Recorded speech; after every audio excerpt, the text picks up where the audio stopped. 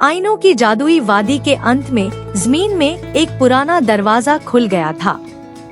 राजकुमार, रंग बिरंगी चिड़िया, सुनहरा बंदर और तीनों परियां खामोशी से उस दरवाजे के पास खड़े थे। चिड़िया, ये दरवाजा हमें कहाँ ले जाएगा?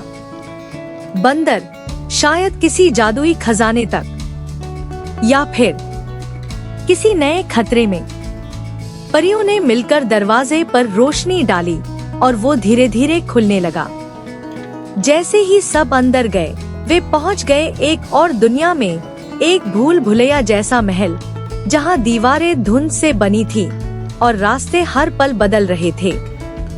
राजकुमार, ये जगह सपने जैसी है।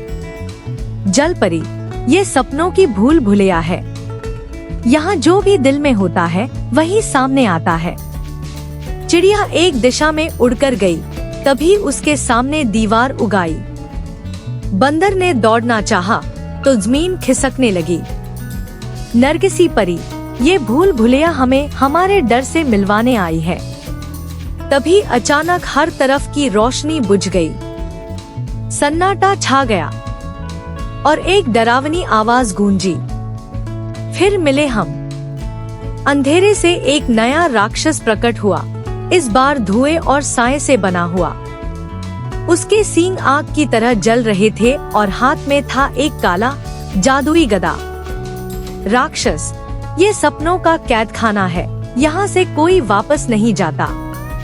राजकुमार ने तलवार निकाली, लेकिन इस बार परियां आगे आईं।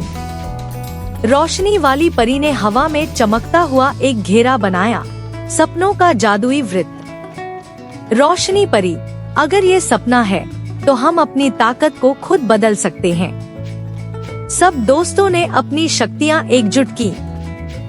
चिड़िया की उड़ान, बंदर की फुर्ती, परियों का प्रकाश और राजकुमार की हिम्मत, सबने मिलकर वो जादुई घेरा राक्षस के चारों ओर फेंका और वो पल भर को उसमें कैद हो गया। लेकिन राक्षस जोर से हंसा। राक्षस, तुमने मुझे रोका जरूर है, लेकिन तुम में से एक अब कभी नहीं जागेगा। इतना कहकर वो धुंध में विलीन हो गया और पूरी भूल भुलैया अंधेरे में डूब गई। जलपरी हांफते हुए बोली, वो क्या कह गया? कौन नहीं जागेगा? अचानक राजकुमार जमीन पर गिर पड़ा, उसकी आंखें बंद हो गईं। चिड़िया चीखी, राजकुमार। एपिसोड समाप्त। क्या राजकुमार किसी जादुई नींद में चला गया है? क्या परियां उसे जगा पाएंगी?